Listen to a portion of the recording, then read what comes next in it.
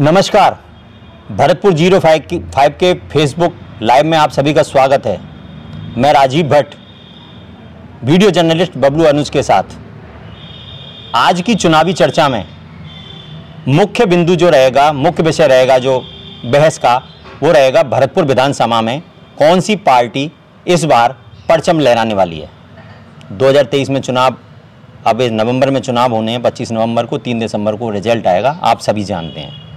कौन सी पार्टी इस बार परचम लहराएगी, भाजपा, कांग्रेस या इस बार बसपा का भी जोर दिखता है। तो इस पूरी चर्चा में बात करने के लिए हमारे साथ 2 वरिष्ठ कार्यकर्ता मौजूद है। कांग्रेस की तरफ से हैं हमारे पास श्री भगवान कटारा जी, जो जिला उपाध्यक्ष हैं कांग्रेस के।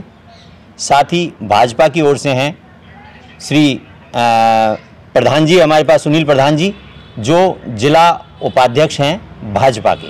तो दोनों ही जिला स्तरीय नेता हैं, दोनों ही वरिष्ठ कार्यकर्ता हैं, पार्टी की रीति नीतियों से भली भांति वाकिफ़ हैं और चुनाव के समय पे क्या पार्टी की रणनीति रहती है, कैसे सीट निकाली जाती है, क्या वोटों का जो कैडर रहता है इनके पार्टी के हिसाब से, कौन वोटर इनका होता है और किस वोटर को कैसे इनको मनाना है, लुभाना है, ये सब हथकंडे जानते हैं।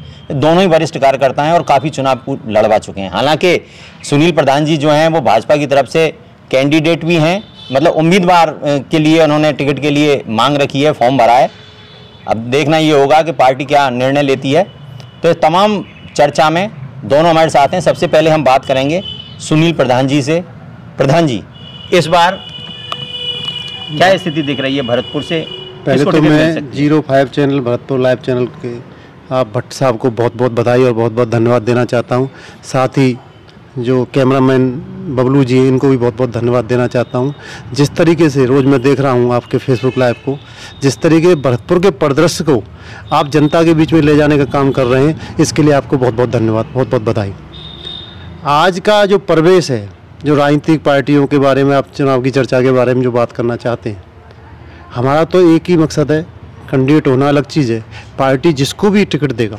हमारी पार्टी में ऐसा कुछ भी नहीं है, जो लोकतंत्र में सबको चुनाव में टिकट मांगने का अधिकार है। जिसको भी पार्टी टिकट तय करेगी, सब कार्यकर्ता उसी के साथ कार्यकर्ता बनकर काम करेंगे। ये हमारी पार्टी का फंडा है। अब रही बात किस तरीके से हम कैंडिडेट को जिताएंगे, तस्वीर आपके सामने साफ है। जिस तरीके से भरतपुर में बेलगाम, जिस तरीके माता बहनों के साथ अत्याचार और निरंकुश शासन हो रहा है, भरतपुर में खुलेआम लूट, हर जगह गुंडागर्दी के अड्डे बने हुए हैं, उस सभी को लेकर हमारी पार्टी चुनाव के मैदान में जाएगी। और निश्चित रूप से हमारी पार्टी का जो भी कैंडिडेट होगा, वो भारतीय जनता पार्टी का कैंडिडेट होगा, वो ही विजय श्री को प्राप्त करे।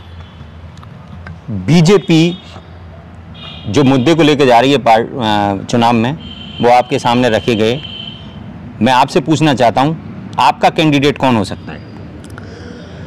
सर्वप्रथम तो मैं आपके 05 भरतपुर चैनल को हार्दिक धन्यवाद और अभिनंदन करता हूं कि आप एक सार्थक प्रयास कर रहे हैं आम जन तक अपने इस चुनावी चर्चा के माध्यम से भरतपुर की रणनीति तैयार करने की और एक निर्णय लेने की कि जनप्रतिनिधि कैसा हो वो मतदाता भी सोचे। इसके लिए आपका बहुत बहुत आभार, धन्यवाद। हमारे भाई नेताजी ने कहा था, बीजेपी वालों ने, कि हम इन मुद्दों को लेकर के चुनावी रणनीति में जाएंगे, क्षेत्र में जाएंगे। कांग्रेस और कांग्रेस की जो नीतियां हैं, वो एक आम जन के जीवन को सार्थक जीने के लिए समृद्धि, सामाजिक समृद्धि, राजनीतिक समृद्धि और आर्थिक समृद्धि को लेकर के एक दृढ़ संकल्पित है। माननीय राहुल गांधी जी ने हिंदुस्तान की तस्वीर को बदलने के लिए, नफरत के बाजार में मोहब्बत की दुकान खोलने के लिए एक बहुत विशेष लंबी भारत जोड़ो यात्रा का एक आरंभ किया। भारत जोड़ो यात्रा का आयोजन हुआ, इसमें कोई शक नहीं है, और नफरत की दुकान को हटाकर यहाँ मोहब्बत की दुकान खोली गई है, राहुल गांधी जी के शब्दों में। लेकिन ये नफरत की दुकान क्या 2014 से ही नफरत या 2014 से ही आई थी या उससे पहले भी नफरत थी? क्योंकि दंगे तो 2014 के बाद कम देखे गए हैं, उससे पहले ज़्यादा देखे गए थे। शायद आपको गोदारा कांड याद नहीं, जहाँ मुख्यमंत्री आज जो वर्तमान में देश के प्रधानमंत्री हैं, इतिहास उन्होंने वहीं से रच दिया था। कांग्रेस की मैंने आपको बताया कि हमारी जो राजनीति है, राजनीति का जो हमारा उद्देश्य है हमारी पार्टी का, वो जन कल्याण योजनाओं को लेकर के है। हमको उस भूखे आदमी को रोटी पानी और शिक्षा स्वास्थ्य वो सब वहाँ तक पहुँचाना है जहाँ वो बेचारा इंतजार कर रहा है कि मेरी सरकार, मेरा जनप्रतिनिधि ये मुहैया कराएगा मुझे। हम जनता को आखिरी छोर तक सारी ऐसी सुविधाएं पहुंचाना जो उसके लिए आवश्यक हैं जीवन के लिए, वो तो कांग्रेस का मकसद रहा है। आपका मकसद क्या रहा है? नफरत फैलाना। मैं भाई साहब की बात को, चूँकि भाई साहब बहुत वरिष्ठ है, फिर इन बात को जवाब देता हूँ। भाई साहब ने कहा गोदरा कांड, कन्हैयालाल तेली की हत्या की गई, करौली में कांड हुआ जब तो आपकी सरकार थी। गोदरा कांड में ऐसा क्या हुआ? मतलब हिंदुओं को और मारा जाए और हिंदुओं की रक्षा करने के लिए कोई कदम उठाया जाए तो वो कांड बन जाता है। और ये लोग, कांग्रेस वाले लोग, जिस तरीके षड्यंत्र के तहत हमारे हिंदुओं की हत्या कराते हैं जब कोई कांड नहीं बनता। मैं दूसरी बात यही कि भरतपुर का उदाहरण देना चाहता हूँ। अभी कुछ दिन पहले सबने समाचार पत्रों के माध्यम से भी देखा होगा, कब्रिस्तान की जगह हड़प ली गई आपके मंत्री के द्वारा, आपके मंत्री नुमाइंदों द्वारा। और उस तरीके के तुम कहते हो कि बीजेपी पर आरोप लगाते हो कि हिंदुओं की पार्टी है। कहाँ क्या चला गया आपका मुसलमानवाद? मुसलमानवाद कहाँ चला गया? आपने तो कब्रिस्तान की जमीन पर अपने खास आदमियों को दिलवा दी, उस पर कितना विरोध हुआ था, काफी दिन तक आंदोलन चला था मुसलमानों का। बात ये पूछना चाह रहा हूं मैं, भरतपुर में पार्टी आप कांग्रेस के हो, विचारधारा कांग्रेस की बता रहे हो, यहाँ विधायक तो रालोद का है। तो आज की वर्तमान राजनीति में कोलैबोरेशन एक अत्यंत आवश्यक हो गया है, राजनीति का एक कदम हो गया है। दूसरा, मेरे भाई ने कहा है कि हमने शमशान घाट की ज़मीन को हड़प लिया। ये देखो, एक व्यक्ति विशेष की बात राजनीति में मैं व्यक्तिगत नहीं लेना चाहता, एक सामूहिक बात करना चाहता हूँ। भाई ने कहा महिलाओं पर अत्याचार है, कन्हैया कांड हुआ। देखो, समाज कंटक की कोई न जात होती है न राजनीतिक दल होता है। और ये व्यवस्थाएं आपने मणिपुर में नहीं कही, जहाँ औरतों को नंगा घुमाया गया था, वो भी एक शर्मसार बात थी। यहाँ हिंदुस्तान के वजीर आजम ने एक शब्द नहीं कहा। अपन भरतपुर की बात करते, भरतपुर की कानून व्यवस्था फिर भी ठीक है, आप लोग भी शांति से और हम लोग भी शांति से हैं या। और मैंने आपको निवेदन किया, आम जनता भी जानती है, एक कानून व्यवस्था को बनाने के लिए हम आम आदमी की भी जिम्मेदारी बनती है। तो आपका कहना ये है कि भरतपुर में कानून व्यवस्था सही है, कानून व्यवस्था की स्थिति पर तो कोई बात ही नहीं है। खैर, कानून व्यवस्था की स्थिति अलग होती है और कानून व्यवस्था की स्थिति अलग होती है और अपराध की स्थिति अलग होती है। कानून व्यवस्था को अपराध से जोड़कर नहीं देखा जा सकता। अपराध होते हैं, भरतपुर में कोई कम अपराध नहीं हुए, ये आप भी मानते हो। कितने गैंगवार हुए हैं यहाँ, कितने लोगों की हत्या हुई है, पुलिस प्रोटेक्शन के अंदर हत्या हुई है। उसके अलावा खुलेआम यहाँ हत्याएं हुई हैं, लगातार यहाँ ये चीज़ देखी जा रही है। बात कानून व्यवस्था की नहीं, कानून व्यवस्था का जो मामला है वो पुलिस का मामला है और पुलिस कानून व्यवस्था को देख रही है पूरी अच्छी तरह। हालांकि अपराध होते हैं, अपराध क्यों हो रहे हैं, उसकी वजह क्या है, ये है मुख्य जड़। क्योंकि अपराध हो रहे हैं, पुलिस अपना काम कर रही है, अपराधियों को जेल के शिक्षा में पहुँचा रही है।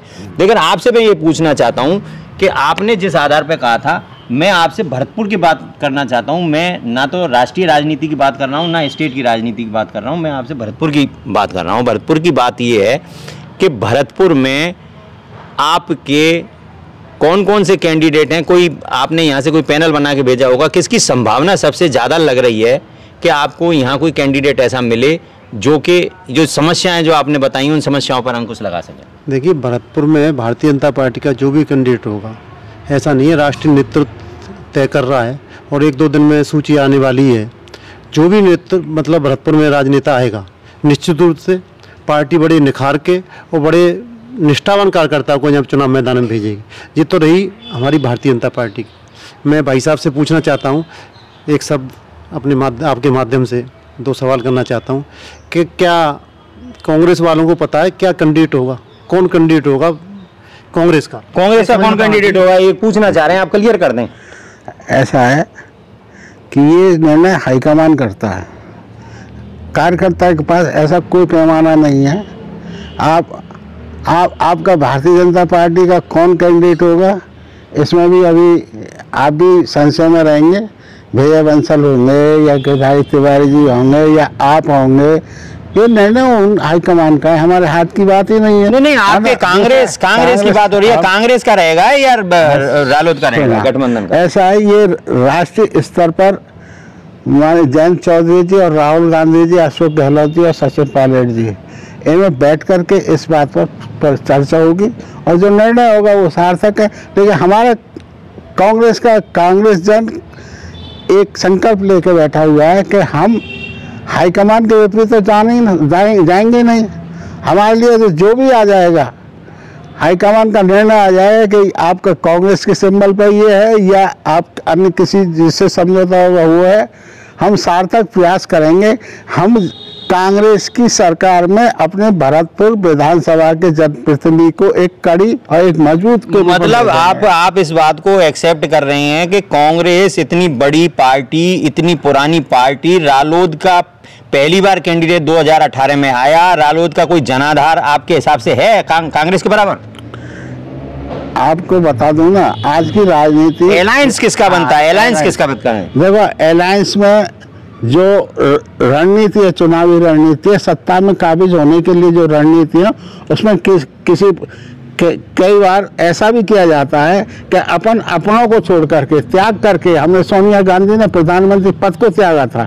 इसी तरीके से जब त्यागा जब जाता है कि जनाधार उस पार्टी का ज्यादा हो या उस पार्टी का, आपने यूपी में वो है नहीं, गठबंधन समझौता नहीं है और आप राजस्थान में समझौता कर रहे हैं, वो भी एक सीट पर। देखो, राजस्थान में तो अभी पहली बात तो यह है कि आप ये मान के मत चलो कि समझौता होना है या नहीं होना है, ये भविष्य की बात है, इसका निर्णय हम तो नहीं कर सकते यहाँ।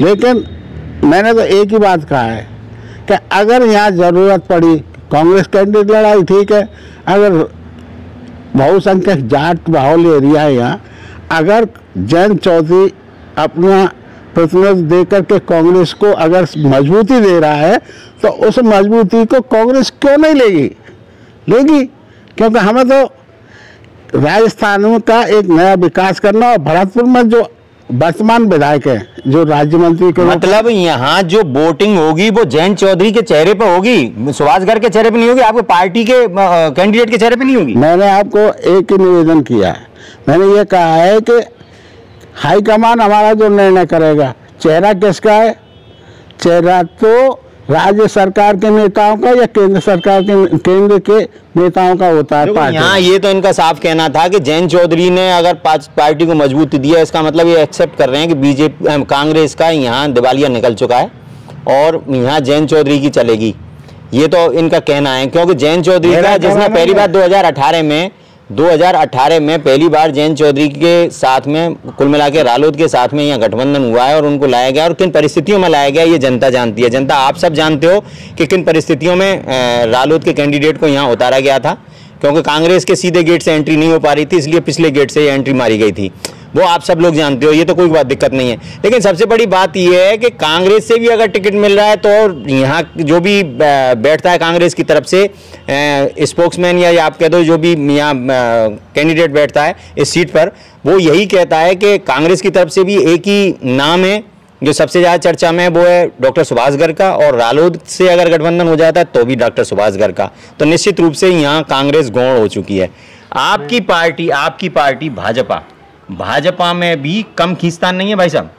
भाजपा में बिल्कुल खींचतान नहीं है भट्ट साहब। एक्चुअल में क्या है, जब बड़ा परिवार होता है तो सबका मन करता है मुखिया बनने का, ऐसा कुछ भी नहीं है। यहाँ कमल के फूल चुनाव पर निशान हो, जहाँ कमल का फूल होगा उसी पर ही चुनाव होगा। यहाँ हमारी पार्टी में एक ही नेता है, उस नेता का नाम है कमल का फूल। हमारी पार्टी में कोई नेता नहीं है।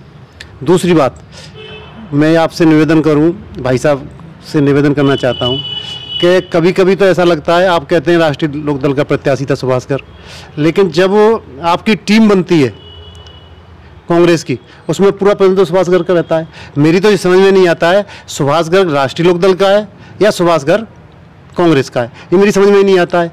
और विकास की और उनके मुद्दों की और इस समस्या का समाधान आप ना करें और ना इसका कोई हल ढूंढें ना, क्योंकि ये समस्या कांग्रेस और रालोद की है।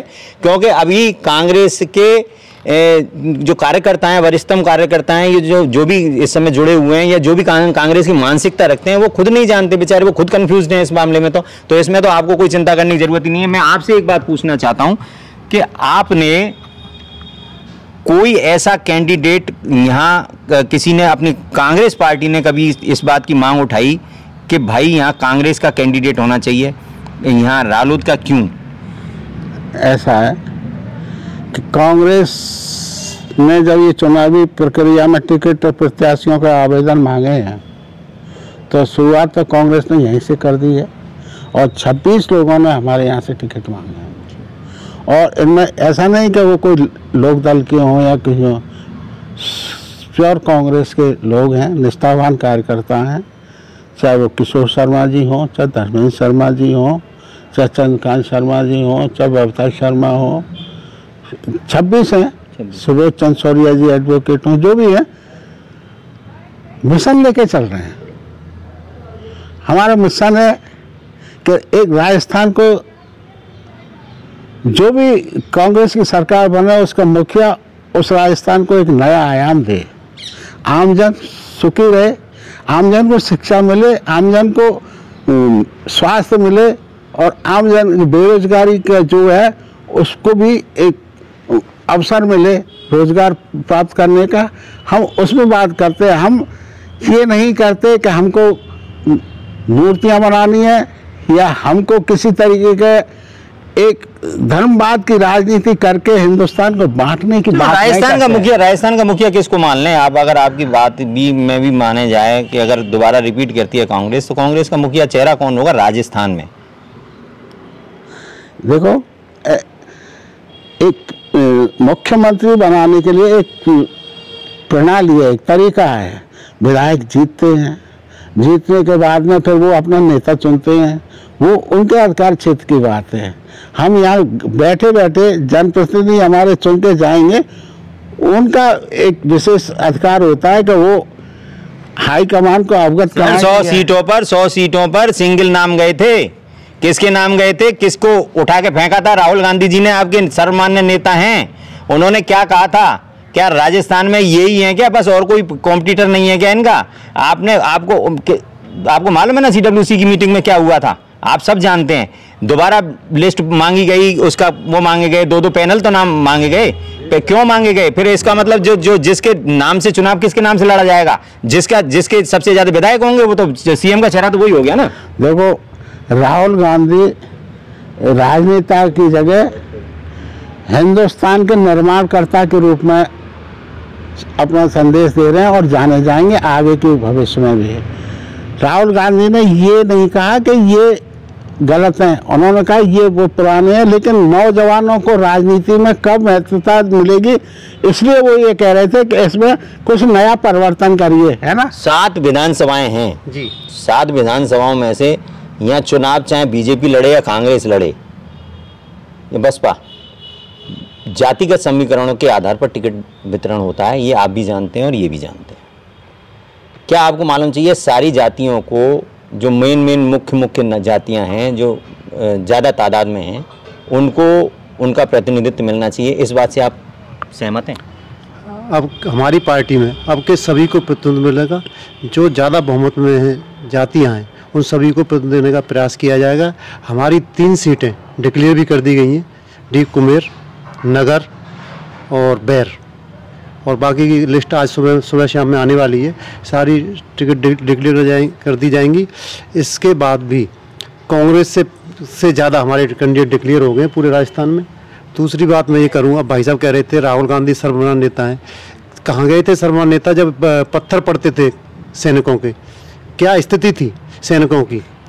फिर भी क्योंकि आपने भरतपुर के विषय पर ये चर्चा रखी है, मैं भरतपुर के विषय पर लौटना चाहता हूँ। भरतपुर के विषय की अगर बात करें गंभीरता से, पूरा निचोड़ करने का प्रयास करें पार्टी से हटकर, तो कितनी बदतर स्थिति है। बीच बाजार में एक गुंडे आके गोली मार जाते हैं व्यापारियों। एक्चुअल में सब जगह पुलिस नहीं होती, एक खौफ होता है शासन का। 4 महीने बाद यही, 2 महीने बाद यही पुलिस काम करेगी, यही लोग होंगे और यही सारा खाका होगा, लेकिन ट्रांसपेरेंटली होगी। पदम विहार कॉलोनी में एक हिंदुओं ने मूर्ति लगाई हनुमान जी की, जो कि उनकी निजी चक की जगह। चलो ये मान लिया हमने, ये धार्मिक मामला था, इसमें नहीं मैं ये पूछना चाह रहा हूँ, एक आपको उससे पहले आप अपनी बात रख लेना, मैं उससे ये पूछना चाह रहा हूँ कि आपने ये जो क्राइम के ऊपर बात करी थी कि गोली मार खुलेआम मारी गई, तो इसका मतलब आपका कहना डायरेक्ट इनडायरेक्ट में ये है कि यहाँ राजनीतिक जो नेतृत्व है ये उसको राजनीतिक संरक्षण प्राप्त है। बिल्कुल 100% गुंडागर्दी राजनीतिक संरक्षण प्राप्त है। सब जमीनों का खेल है, पूरी भरतपुर जमीनों का खेल चल रहा है। मतलब भरतपुर की किसी को चिंता नहीं है, भरतपुर का विकास कैसे हो इसकी किसी को परवाह नहीं है। आप देखो आए दिन सुजानगंगा में रोज मतलब आदमी मरते हैं, कभी कोशिश नहीं की सुजानगंगा को कुछ हो, हब बने। बार बार ये घोषणा होती रही इसमें नाव चलेंगी, हमें तो कहीं नाव नजर आती नहीं।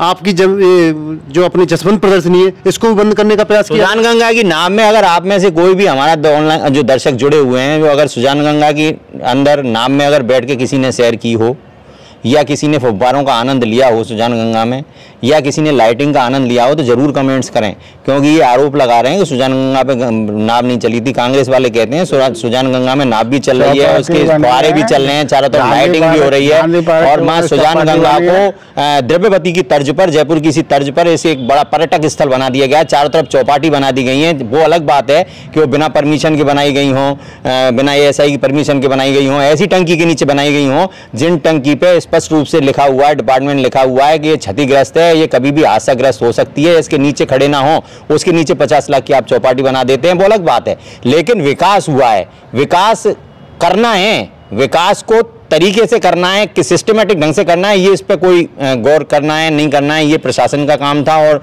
राजनेताओं का काम था। लेकिन आप भी ध्यान रखें, चौपाटी पे जाएं तो जरूर वो उस पानी की टंकी पर नज़र जरूर डाल लें कि उस पर क्या लिखा हुआ है। कमेंट्स जरूर करें। सर आपसे वो है, मैं आपसे फिर एक बार कह रहा हूँ, यहाँ सोशल इंजीनियरिंग कांग्रेस कोई ऐसा देख रही है? 7 विधानसभा सीटें सोशल इंजीनियरिंग के हिसाब से टिकट दी जाएंगी क्या है? बिल्कुल, हर राजनीतिक दल अपने हर जाति हर कौम को प्रतिनिधित्व देने की कोशिश करते हैं, और कांग्रेस भी इसमें कोशिश करेगी कि हर वर्ग से एक प्रतिनिधि हो। और मेरा हाईकमान से भी सार्थक प्रयास है कि मांगे कि आप हर कौम को एक जिम्मेदारी, हर प्रतिनिधि को एक प्रत्याशी बनाया जाए जो यहाँ बहुल है, कुछ महत्व रखते हैं राजनीति में, जीत और हार पर अपना प्रभाव छोड़ते हैं, उनको दिया जाए। देखो पिछली बार भी ब्राह्मण को सीट मिली थी, नथ भाई में मिली थी, डॉक्टर हिमांशु। अब भी उम्मीद करता हूँ हाईकमान यहाँ से कहीं ना कहीं से ब्राह्मण समाज को भी देगा, वैश्य समाज को भी देगा। क्या आप लगता है आपको भरतपुर में हो सकता है कोई कैंडिडेट? अभी तो पत्ते खुले ही नहीं है, हो सकता है, क्यों नहीं हो सकता है? संभावना प्रयास रहते हैं, सब संभावना है, प्रबल संभावना है, सब कुछ हो सकता है। राजनीति में ये तो कह ही नहीं सकते हम कि ये होगा या ये नहीं होगा, कुछ भी हो सकता है। बसपा ने तो सोशल इंजीनियरिंग का अपना फैसला दे दिया, उन्होंने यहाँ एक जाट कैंडिडेट को, जो कि आपके वरिष्ठतम कांग्रेसी थे, आपके उच्चस्थ पदों पर यहाँ स्थापित रहे हैं, पूरा परिवार कांग्रेसी परिवार माना जाता था, और बसपा ने तो दे दिया, अपना फर्ज निभा दिया। यहाँ ज़बरदस्त सोशल इंजीनियरिंग का एक परिणाम दिख रहा है, और उससे फ़ायदा आपको हो रहा है क्या? निश्चित रूप से भाई, गिरीश चौधरी जितना आप करेंगे हमें उतना ही फायदा है।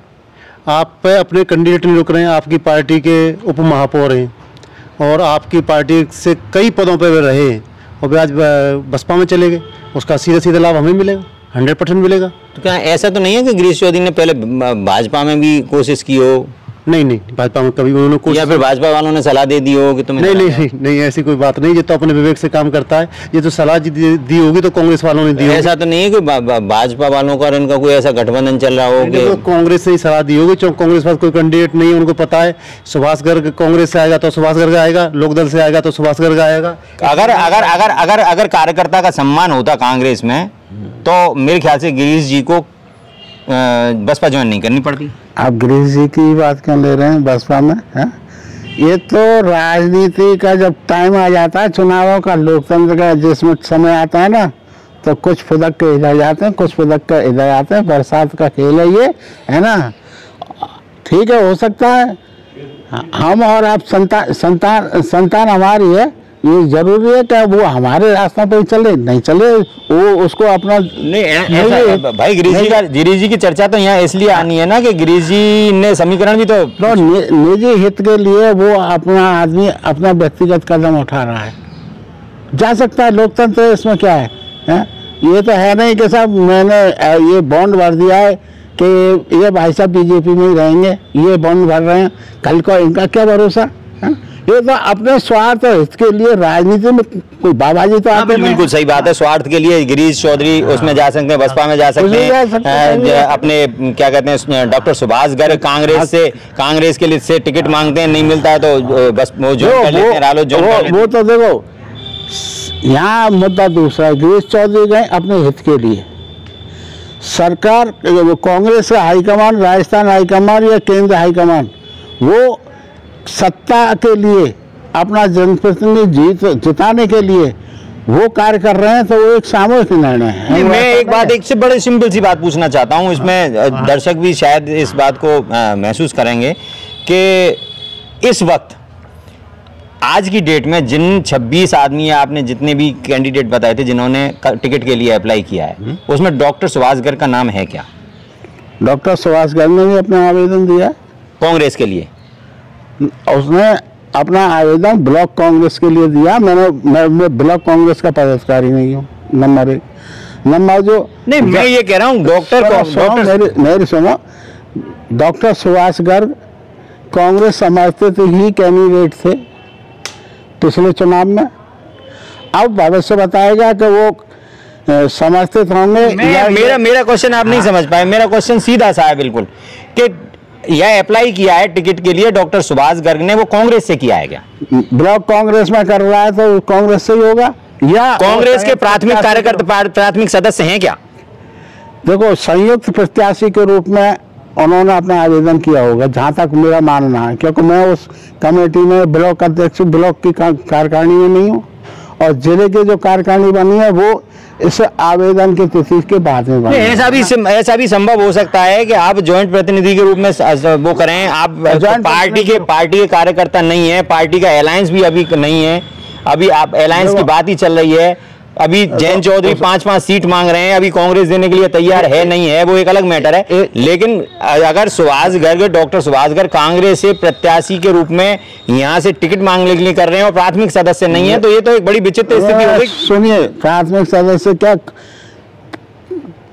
अगर प्रत्याशी बनाएंगे ना तो राजनीति में अगर कांग्रेस से बने प्रत्याशी तो सबसे पहले क्या है कि सारी फॉर्मेलिटी ऐसे ही नटवर सिंह जी ने की थी, ऐसे अन्य जो राजनीतिक दल है ना, इसका मतलब अभी कांग्रेस से उन्होंने टिकट मांगने के लिए अभी वो नहीं है। अप्लाई कैसे कर सकते हैं जब तक प्राथमिक सदस्य नहीं होंगे? देखो, मतलब बसपा का आदमी, एक मिनट मेरी बात, बसपा का आदमी कांग्रेस से टिकट मांगने के लिए अप्लाई कर सकता है? नहीं, वो आपने सुना नहीं। मैं आपको ये निवेदन कर रहा हूँ कि वो आज की तारीख में भी संयुक्त प्रत्याशी के रूप में चुनाव लड़े थे, है ना।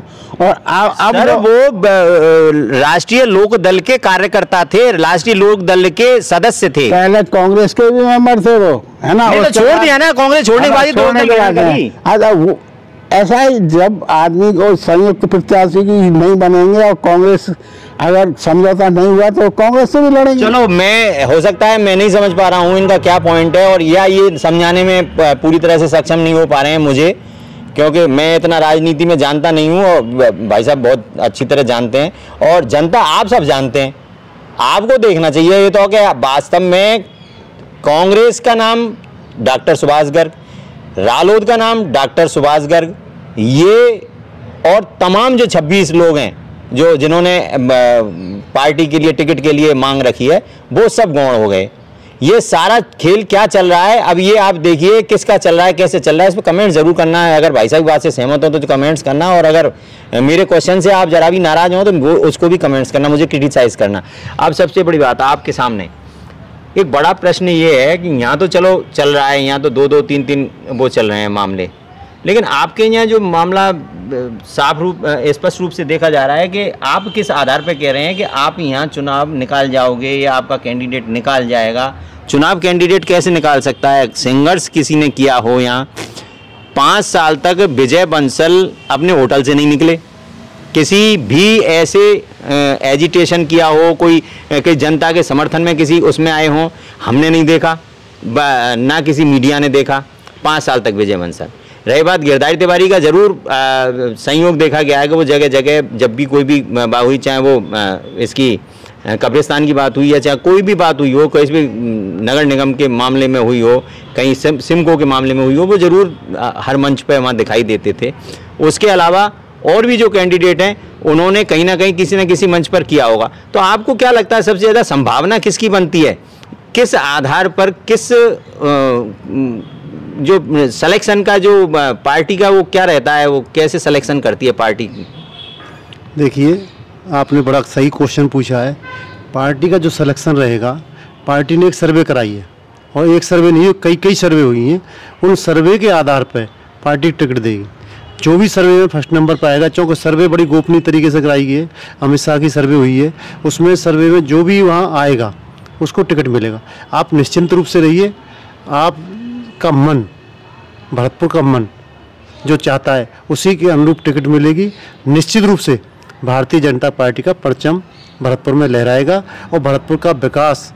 आधार आप नहीं दे पा रहे हैं। देखो, आधार आप नहीं दे पा रहे हैं कि किस वजह से परचम लहराएगा। देखो, एक तो ये होता है कि एंटी इनकम्बेंसी की वजह से आप इस बात से आश्वस्त हैं कि टिकट मिल जाएगा। दूसरी बात, अगर आप ये कहते हैं कि काम करने की वजह से कि हम काम करेंगे इसलिए हो जाता है, तो आप ये बताइए कि जब आप 3 बार से विधायक थे, उसके बाद हारे हो, इसका मतलब जनता ने आपको नकार दिया था पूरी तरह से। बिल्कुल आपकी बात सही है, जनता ने नकार दिया था, लेकिन उस वक्त जो कांग्रेस ने लुभावने वायदे किए थे, बेरोजगारों को भत्ता देंगे, किसानों की कर्ज माफ़ी करेंगे, ना तो किसानों की आज तक कर्ज माफ़ी हुई, ना बेरोजगारों को भत्ता दिया गया। अगर लाइट की स्थिति देखें तो फ्यूल चार्ज के नाम पर लूट मचा रखी है। आप किस आधार पर जनता के सामने आएंगे? रही भारतीय जनता पार्टी की बात, भारतीय जनता पार्टी हर आंदोलन में इनका विरोध किया है, हर जगह संघर्ष में रहे, चाहे वो कब्रिस्तान का मैटर हो, चाहे वो मंदिर का मैटर हो, चाहे भरतपुर में घटनाओं का जितनी भी गोलीकांड हो वो मैटर हो, हर भारतीय जनता हर संघर्ष में जनता के साथ खड़ी रही है। यार, आपने भरतपुर की जनता की जेब काटने का काम तो भाजपा ने किया था जब BESL को यहाँ ला दिया था। अगर BESL यहाँ नहीं आती तो बिजली के मामले में जनता त्रस्त नहीं होती। और रही बात इनकी, मैं आपसे पूछना चाहता हूँ, BESL को आप ही लाए थे ना? बिल्कुल हम लाए थे। BESL की बात नहीं है, जो आप जो कह रहे हैं ना, ये BESL फ्यूल चार्ज, BESL नहीं है, पूरे राजस्थान में फ्यूल चार्ज ले रही गवर्नमेंट। आप ये देखो, आपने किसी चीज़ का सौदा कर दिया 1 रुपये में, और 1 रुपये से हमने वो काम चला लिया, 1 रुपये का बिल देना है, और उसी हिसाब से हमने अपना काम आगे कर दिया।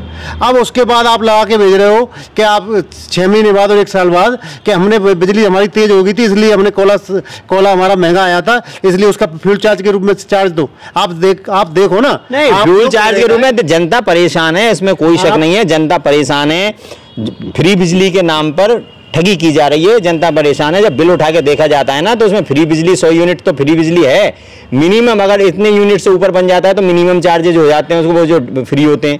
उसके अलावा फ्री बिजली तो है, लेकिन उस पर कितने सरचार्ज और कितने वो लग के आ रहे हैं, सेस और वो, तो उससे जनता तो त्रस्त है, इसमें कोई शक नहीं है। चार्जेज में अंतर आ गया। मैं तो ये कह रहा हूँ, आपने ये लाए थे, और आपके जो विधायक थे उनका एक पर्सनल मैनिफेस्टो था। पार्टी का मैनिफेस्टो तो होता ही है, आपके विधायक का पर्सनल मैनिफेस्टो था। पर्सनल मैनिफेस्टो में BESL को यहाँ से हटाने की, भगाने की पूरी बात करी थी, और उसके बाद BESL तो इतनी प्यारी हो गई कि शायद। देखो, ये तो पॉलिसियाँ कोई भी सरकार हो बनाती है, और आने वाली सरकार ऐसा नहीं है कि वो उसको मिटा दे, एकदम हटा दे। ये तो पॉलिसियों के बनते हैं, मतलब केवल सत्ता में आने के लिए वादे किए जाते हैं, उसके बाद फिर वादों को जनता मतलब हाथ जोड़ के आप वोट मांगते हो, वादे झूठे वादे करते हो, जब जनता आपको आपके बहकावे में आ जाती है 5 साल तक जनता से हाथ जोड़वाते हो, फिर हाथ जोड़ने आ जाते हो, फिर जनता माई बाप है। यही तो कहा था, हर आदमी के जेब में 15-15 लाख रुपए होंगे, यही कहा था हमने चुनाव में, है ना। यही कहा था अच्छे दिन आएंगे, यही कहा था हमने। अच्छे दिन आएंगे, 15-15 लाख रुपए होंगे, क्या कह रहे हैं? बिल्कुल गलत तो नहीं कहा? बिल्कुल भाई साहब बिल्कुल सही कह रहे हैं कि 15-15 लाख रुपए अच्छे दिन आएंगे। क्या अच्छे दिन नहीं दिख रहे? हाँ। क्या आपको अच्छे दिन नहीं दिख रहे? रोजाना पाकिस्तान आप पे अटैक करता था, आपको अच्छे दिन नहीं दिख रहे? आपको ये नहीं दिख रहा? आपको ये नहीं दिख रहा कि रोजाना फौज पे अटैक होता था? आपको धारा 370 नहीं दिख रही? आपने पूरा कश्मीर गिरवी रख दिया, आपको ये नहीं दिख रहा? आपको तो सिर्फ जुमलेबाजी दिख रही है। आपने तो कोई काम किया नहीं। आपने 70 साल देश की बदिया बढ़ा दी।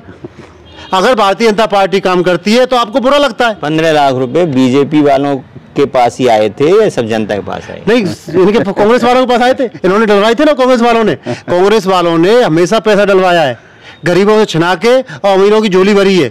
इन्होंने कभी कोई काम नहीं किए, आज काम दिखने लग गए, आज भारतीय जनता पार्टी दिखने लगी, बड़ी बुरी लग रही है। आपने 70 साल शासन किया, हमारे 10 साल निकले, अभी 60 साल बकाया है। 60 साल हमें करने तो दो, पता पड़ जाए देश की तस्वीर कैसे बदलती है। अभी 60 साल तक शासन करना है, अभी आपको 100% शासन ही हमारा होना है। इन्होंने काम नहीं किया, जनता ने इनको नकार दिया।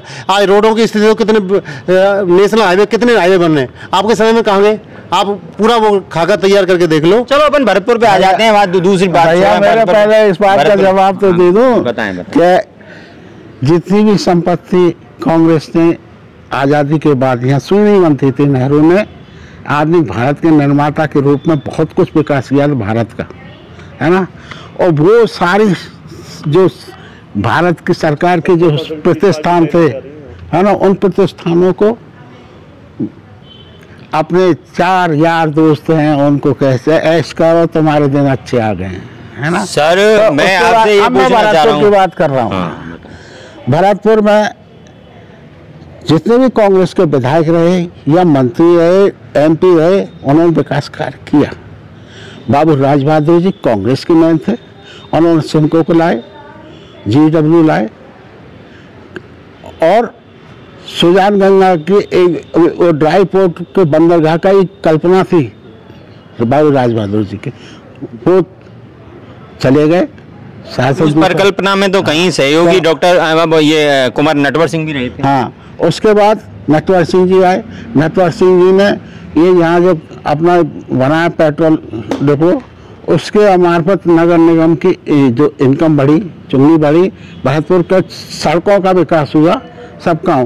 उसके उपरांत RP शर्मा जी भी विधायक बने।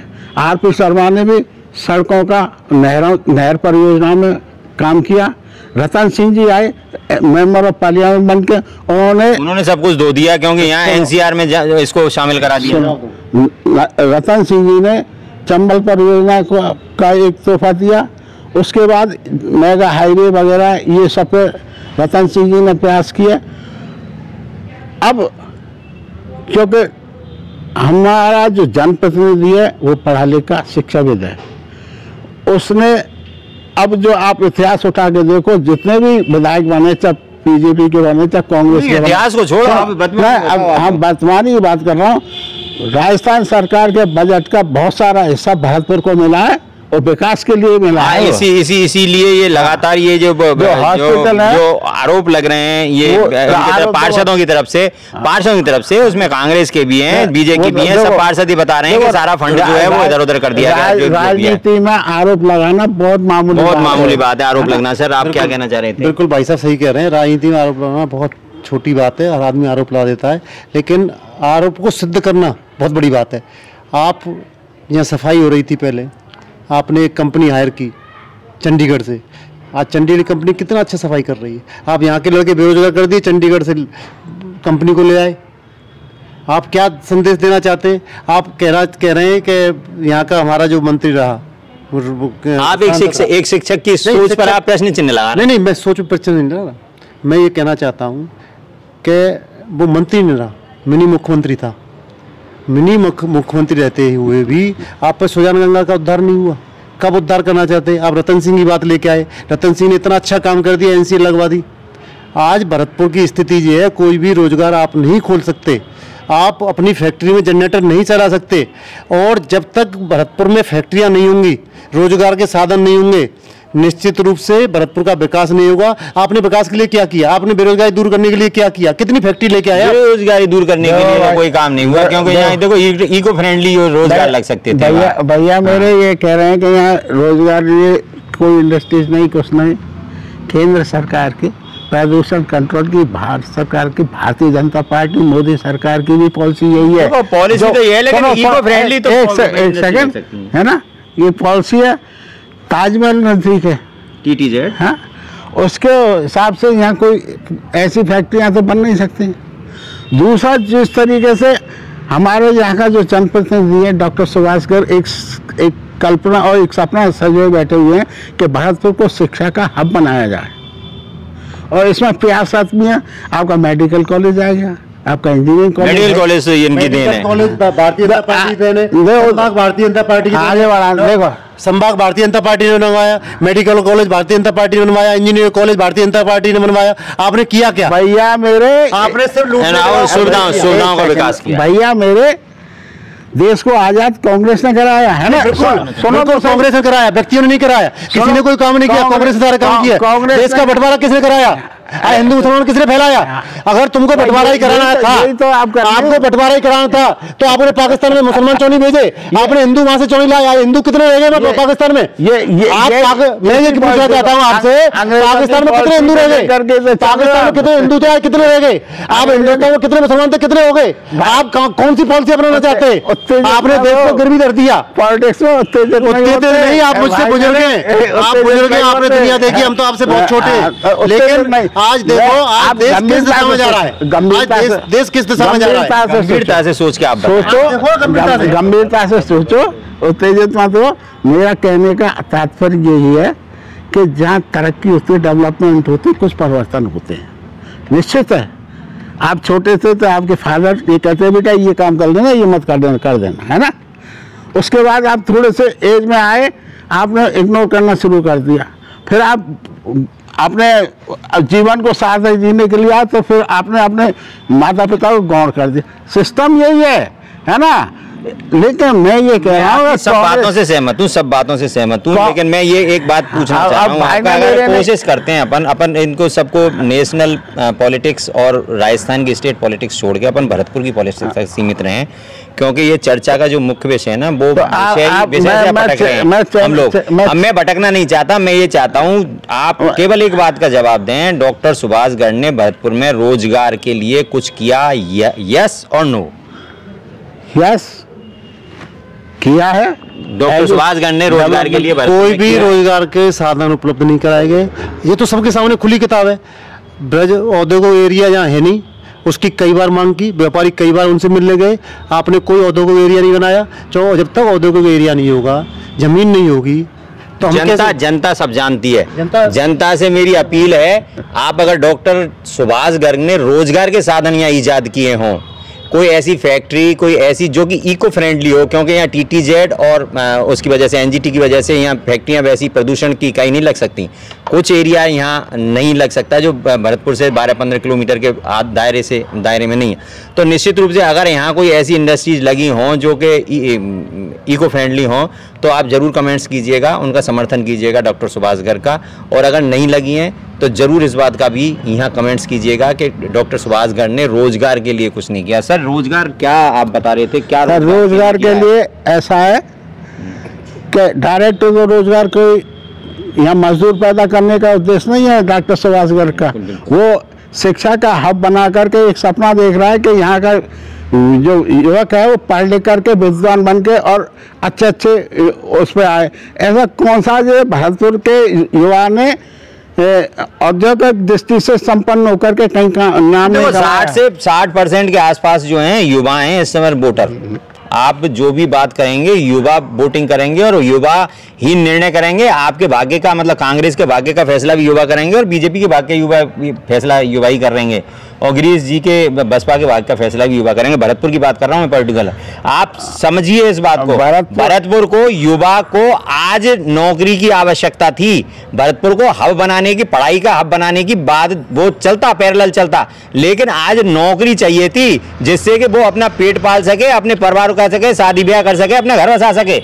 उसके लिए क्या आप कॉलेज खोल दिए, मतलब स्कूल क्रमोन्नत कर दिए, कॉलेज तो नहीं खोल दिए, स्कूल क्रमोन्नत कर दिया आपने, स्कूल क्रमोन्नत कर दिए, बच्चे पढ़ेंगे। अभी चलो टीचर हैं नहीं है वो अलग मैटर है, लेकिन आप ये बताइए, स्कूल खोले हैं, बच्चे पढ़ने जा रहे हैं उसमें, उनका ठीक है भविष्य बनेगा, बहुत अच्छा भविष्य बनेगा, लेकिन ये तो फ्यूचर की बात हो गई ना। वर्तमान में क्या है, मतलब आज का भूखा आदमी क्या करें? देखो ऐसा है कि यहाँ भरतपुर में औद्योगिक दृष्टि से जितनी भी संस्थाएं रही हैं, एक परिस्थिति बस वो पलायन कर रही है या बंद हो गई हैं।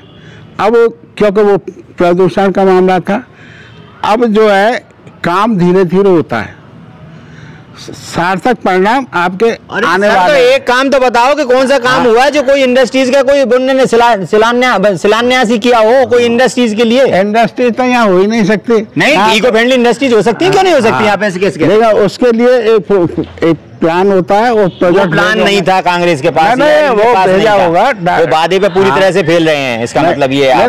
नहीं, ऐसी बात नहीं है, ऐसी बात नहीं है, सार्थक प्रयास है और आप जनता, आप सब जानते हो, आप मेरे दर्शक, मेरे भाई, आपके मौका मिलेगा तो बहुत बढ़िया करेंगे। आप सब जानते हो कितने सार्थक प्रयास हुए हैं, आप जरूर कमेंट्स करना।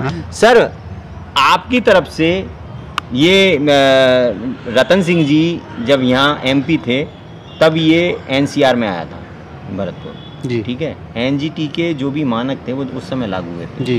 टीटीजेड इसके ताजमहल की वजह से उस एरिया में आ गया था भरतपुर।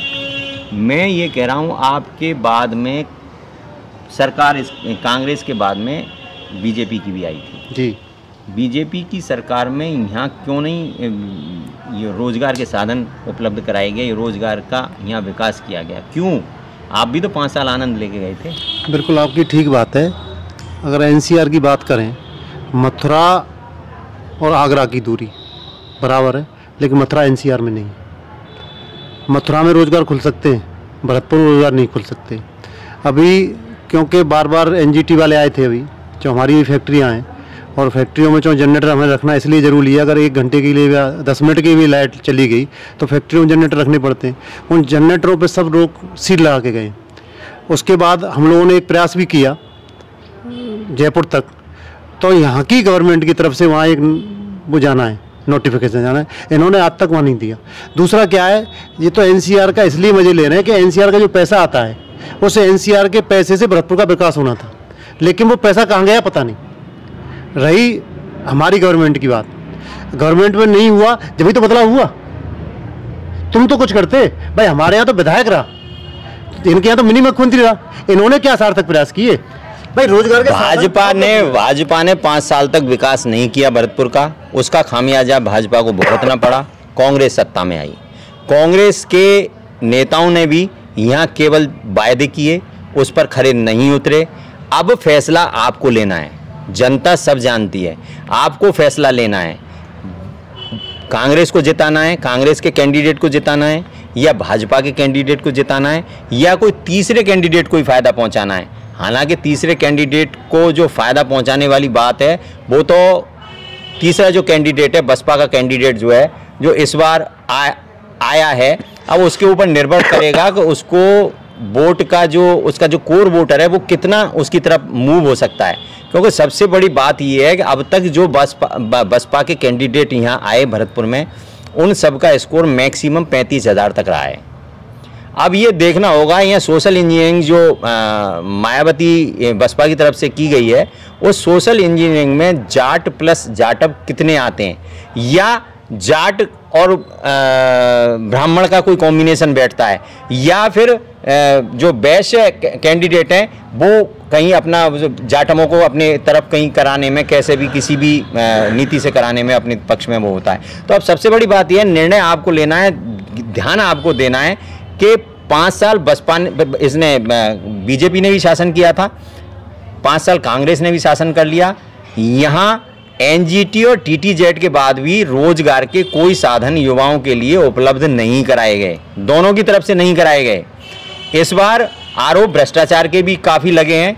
भ्रष्टाचार के आरोप, जब भी कोई सरकार रूलिंग पार्टी होती है उस पर भ्रष्टाचार के आरोप लगाए जाते हैं। निश्चित रूप से सही बात है, क्योंकि जो काम करता है उसी में कमी देखी जाती है, उसी में कमी देखी जाती है। अब सबसे बड़ी बात यह है कि भाजपा इस बाबत ये मान रही है कि एंटी इनकम्बेंसी का फायदा मिलेगा, भ्रष्टाचार और जो इनके ऊपर तमाम आरोप लगे हैं कांग्रेस के ऊपर, विधायक के ऊपर, उसका मिलेगा। दूसरा सबसे बड़ी बात यह है कि कांग्रेस का कैंडिडेट, कांग्रेस का एक जबरदस्त नेता था जो गिरीश चौधरी जो थे, वो हट के बसपा में चले गए हैं, तो कहीं ना कहीं कांग्रेस को इसका नुकसान होना है। अब ये आपकी वोटिंग के ऊपर निर्भर करेगा, इनको फ़ायदा कांग्रेस को पहुंचाते हो, बीजेपी को पहुंचाते हो, या आपको मुफीद लगता है बसपा का कैंडिडेट। लेकिन वोट करने से पहले सोचिएगा ज़रूर, भरतपुर के विकास की सोचिएगा, भरतपुर का विकास जो करे उसके लिए वोट दीजिएगा। जातिगत आधार पर या किसी पार्टी के आधार पर कोई भी वोटिंग ना करें। जो भरतपुर के विकास के लिए समर्पित हो, जो भरतपुर के हित के लिए समर्पित हो, उसके लिए वोट देना, क्योंकि आपके बच्चों का भविष्य आपके हाथ में है। चर्चा में बस इतना ही, बाकी चर्चा अभी ख़त्म नहीं हुई है। चर्चा में कल फिर आपके सामने उपस्थित होंगे दो नए किरदार, जिनसे बात करेंगे विशेष एक मैटर पर। उस विशेष मैटर को कल ही हम आपके सामने बताएंगे कि उस किस मैटर पे हम कल बात करना चाहते हैं। एक विशेष राज खोला जाएगा कल, लेकिन तब तक के लिए आप सब कमेंट ज़रूर कर दीजिएगा, पसंद आया हो तो शेयर ज़रूर कीजिएगा। और आप दोनों का बहुत बहुत धन्यवाद, आप चर्चा में शामिल हुए, और आप सभी साथियों का भी बहुत बहुत धन्यवाद। नमस्कार।